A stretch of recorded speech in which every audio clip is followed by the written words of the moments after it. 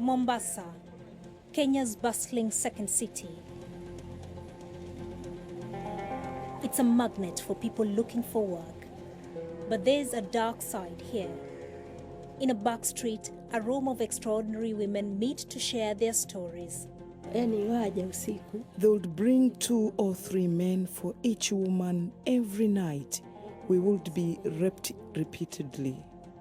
These women are the hidden face of a regional war that seems without end.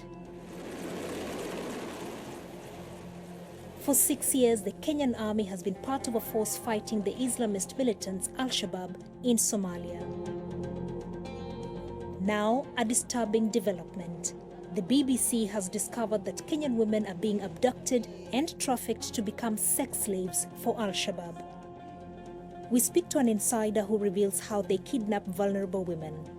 And you tell them, I want to take you to work like where I was working. Then we hijack them to the forest. It's a growing problem that the Kenyan government seems to be ignoring. The few who do manage to escape are too frightened to talk openly. Anybody who went to Somalia, irrespective of how they went there, whether willingly or whether they were trafficked, they are being looked as terrorists. I've been to Kenya's northern coast to investigate the hidden trade in trafficked women and to hear their horrifying stories told for the very first time.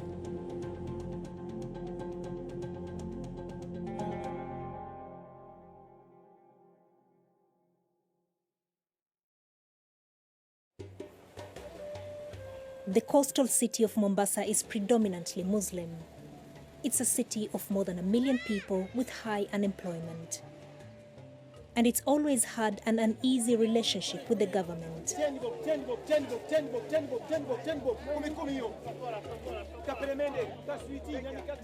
Salama Ali, whose name has been changed to protect her identity, was born and raised here.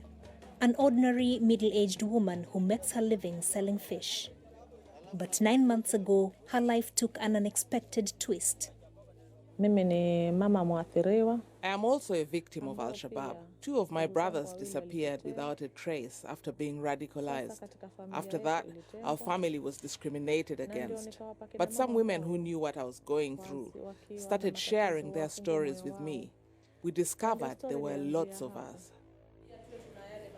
Many families are shunned when relatives join al-Shabaab. But Salama uncovered stories about women who had been kidnapped and taken to Somalia. All of these women have covered themselves to protect their identity, and we have changed their names. They are a range of ages and faiths, but all have suffered the hands of al-Shabaab. Some came back with babies, and some having contracted HIV and AIDS.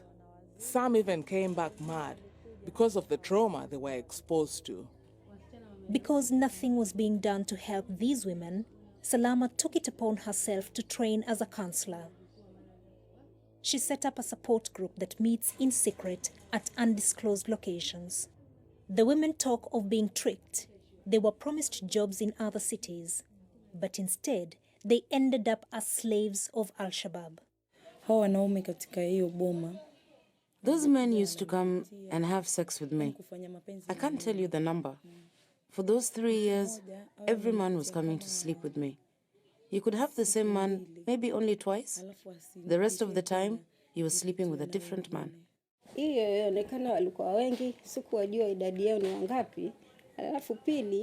was cooking for a very big team, but I did not get to see them. Those who came for food had their faces covered, but you knew they were men because of their voices. I only got to see the faces of the ones who came to have sex with me.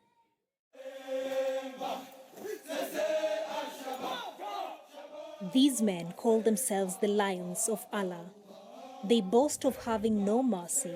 The women say they are responsible for kidnapping and abusing them.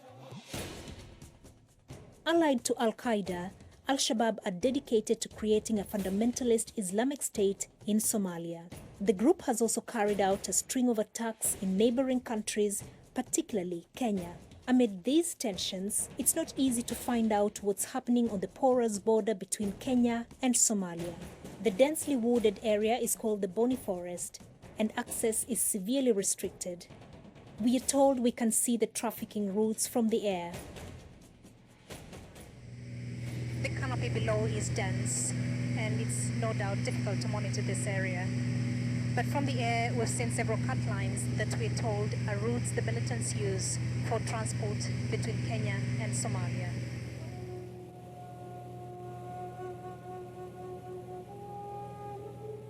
Back on the ground, locals on the Kenyan side of the border tell me the Boni forest is used by al-Shabaab. They've found remains of recently abandoned camps. And I'm told that women have been spotted being transported through the forest en route to Somalia.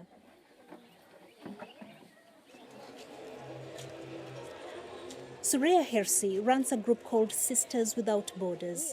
They fight for the rights of impoverished Muslim women on Kenya's northern coast. Even she has only just learned about the trafficking problem. We never used to be aware. We discovered that actually we have women who were lured without their will and taken into Somalia. And some of them have managed to come back to now tell the stories. But it's something that is very new. It's so new that when I finally get to see the county commissioner in Mombasa, he has no idea of the scale of the problem, and he's in charge of security. Yeah, there could be cases of women being smuggled out. There could be a few cases of women being smuggled out. You say a few, can you put a number? No, I cannot be able to give you the numbers because, you see, these things are done discreetly. Nobody comes out in the open to say I am being trafficked or I have been given a job in Somalia. So people hide to go to looking for greener pastures, as it were. Yeah. One of the reasons it's been hard to collect statistics is that those trafficked won't talk to the authorities. They say they are frightened of reprisal. Back at the office in Nairobi, I contact human rights organizations to see who is working with trafficked women. But no one, apart from Salama Ali and her support group in Mombasa, seems to be helping. I hear from Salama again. She's been alerted to some new women who've just arrived back from Somalia. So we return to the coast. Salama is now the only known resource for women who have managed to escape from al-Shabaab, and she is becoming increasingly nervous. We've come to a secluded place along Kenya's coast, and we feel that the women will be more at ease here. They feel safer and open up about what they have been going through without having to look over the shoulder to see who's following them or who's listening to them. The last time we visited Salama, she said that after we left, she spotted some suspicious-looking people who were following her, and so we don't want them to feel unsafe for speaking to us. Habari za leo. Salama wears her trademark black niqab. The two new arrivals she wants me to meet, Faith and Aisha, are in more colorful dress. Over 3 days, I slowly gained their trust, and they tell me their shocking stories. Both young women had been tricked into traveling to the north of the country with the promise of work, before being smuggled into a life of slavery with al-Shabaab. Faith was just 16 when she was approached by an elderly couple on the outskirts of Mombasa. We were told that there was work in Malindi, so we were taken that day in a Nissan. We were given some water, but it's like the water was added with drugs. She says what happens next changes her life forever. When we gained the consciousness, there were two men inside the room. They folded our eyes with those black scarves. They raped us in that room. We were like, oh, where are we? Or maybe this is the work that we have been told you're coming to do. The tragedy started from there. After being drugged again, Faith finally wakes up to find herself alone in a thick forest. Terrified, she spends the next 3 years of her life cooking for brutal men who she believes were al-Shabaab fighters. They were just like Arabs. black Somalis with long beards. They come hit me, wake up, wake up, wake up. They just made cane me like that. Wake up, you cook for us tea. They can threat you again. When you go out from here, you don't want to cook for us, we will look for you and we will find you. When you go out there, maybe you can meet wild animals or other fighters. They kill you because there are many forests from here. As we prepare dinner, the women begin to relax and reveal more detail of their abductions.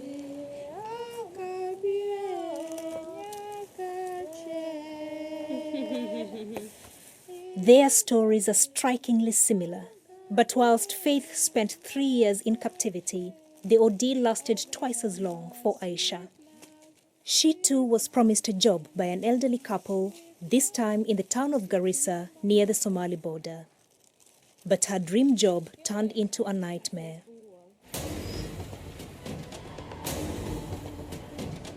We were asleep at that time. They came in and woke us with guns.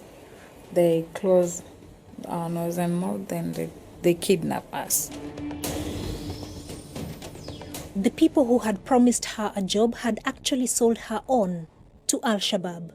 Aisha's new job was to be a sex slave for one of their fighters. This man that you were living with, was he always there?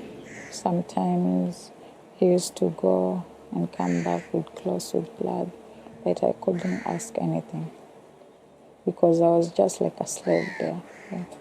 What did you think he was doing? He was al-Shabaab because he used to come with guns. Yeah, I used to see guns. Faith and Aisha have only recently escaped from captivity, but they've been left with lifelong reminders of their time with al-Shabaab. When I was raped in that room, so I was pregnant. I was just alone in the forest.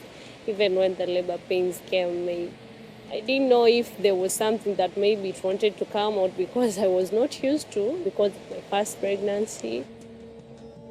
Faith delivered her child entirely alone, in the middle of the night, in a forest, held prisoner by al-Shabaab. With only her scarf to cover the baby, she says she was lucky to have a little knowledge from her grandmother, who was a traditional midwife.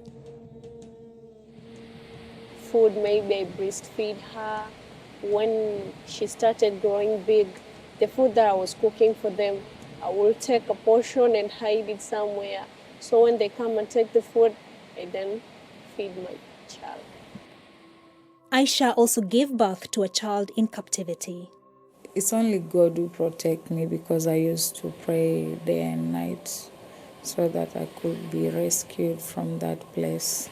When I delivered my child, I thought I could lose my son.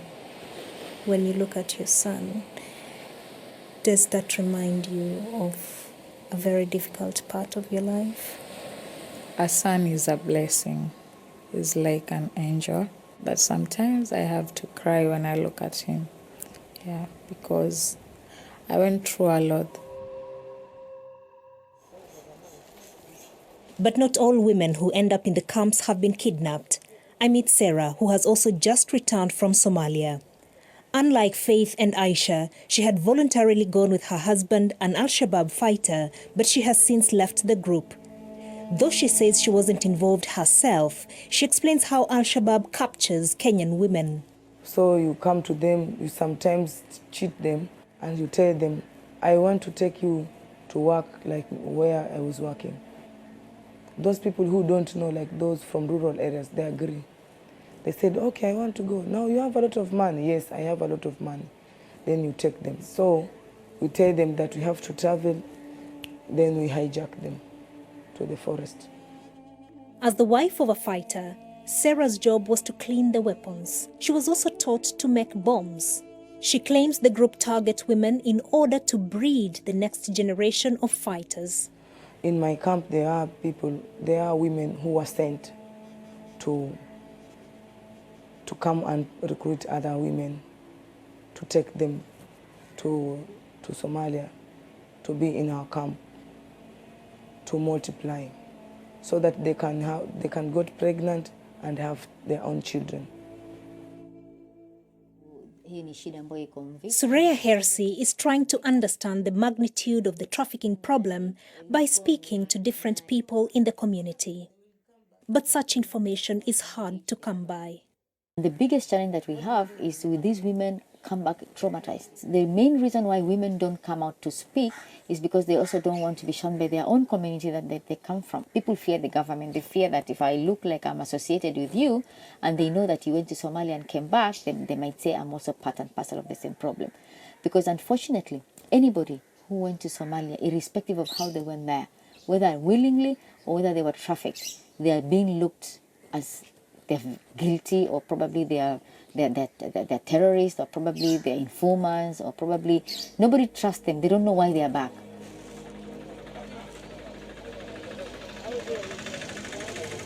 And that makes Salama Ali's work very difficult.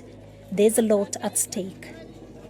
The government does not know about the services I offer. I don't even want them to know. This will put our lives at risk. If the government discovers you have had contact with al-Shabaab, you will be arrested, even killed. So we fear talking about this publicly. We fear for our security. Despite the risks, Salama's secret mission is growing. She not only helps women who have managed to escape, but also an increasing number of families. We are looking for a place where we can interview the families of missing girls. We try to go to their homes, but then they're afraid. They say that they don't want the community to know what's going on. Elizabeth has agreed to meet us. Her sister disappeared over 2 years ago, tricked by a bogus agent who had promised her well-paid work in the Middle East. My sister left here for Saudi Arabia in January 2015. She was going for work. But she never made it. However, a month after she left, she was able to sneak a call to Elizabeth.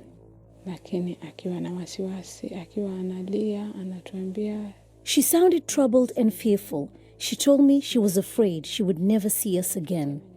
I asked her what was wrong, and she said she was not in Saudi Arabia but in Somalia in an al-Shabaab camp. She immediately disconnected. We tried to call back straight away, but we could not reach her. She called again and said she needed our help. She said she did not know how to get out. She pleaded for help, and then she disconnected. Since that time, we have never heard from her again. Sorry.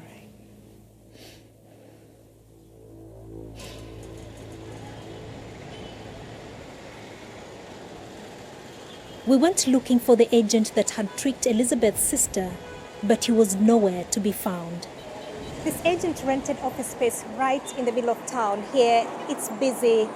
Clearly, he wanted to look authentic. And for the duration of time he was open for business, we're not sure how many girls he was able to target.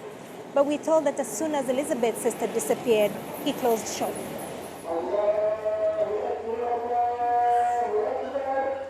The lure of a well-paid job makes Kenyan women easy prey for traffickers. Now an ever-present danger on the coast next to Somalia.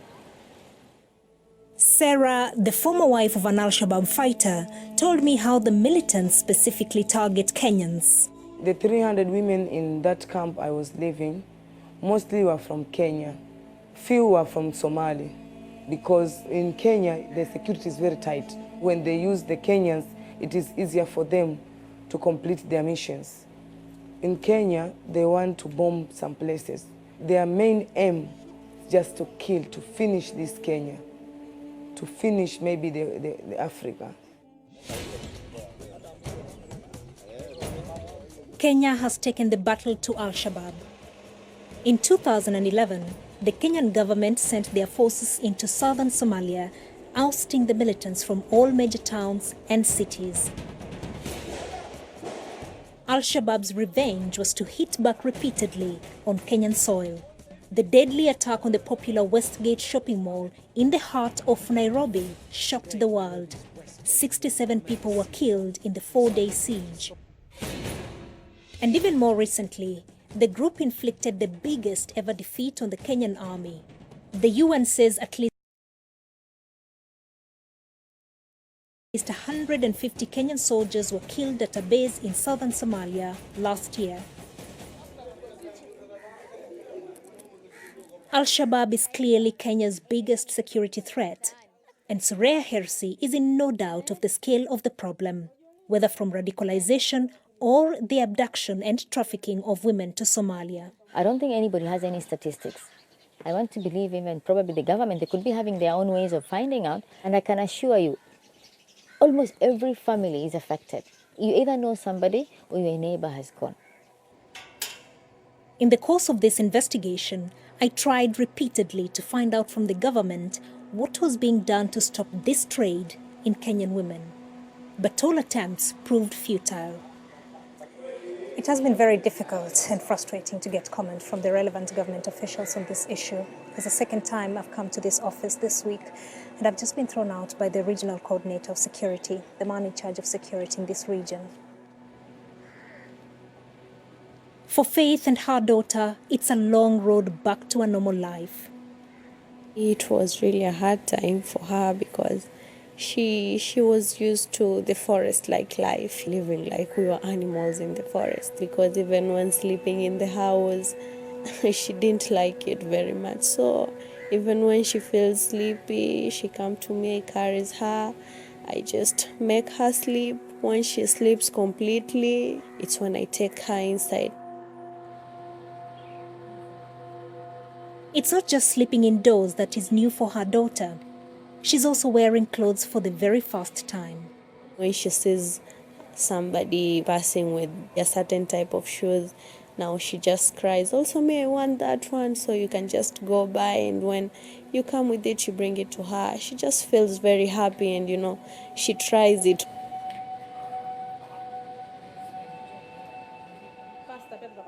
Salama and her group share a special bond through similar tragedy. Sometimes I call all the members of the group together to introduce a new member. We have a small party, and at the end, we introduce the new member. Then we journey together in the healing process. All those girls did not go there willingly. They were looking for money and hoping to get a good life. But actually what they got was sexual abuse. Without any support for victims or increased awareness of the risks they face, vulnerable women on Kenya's coast remain easy prey. Until government and communities recognize the problem of trafficking, it seems that Al-Shabaab will continue to kidnap with impunity.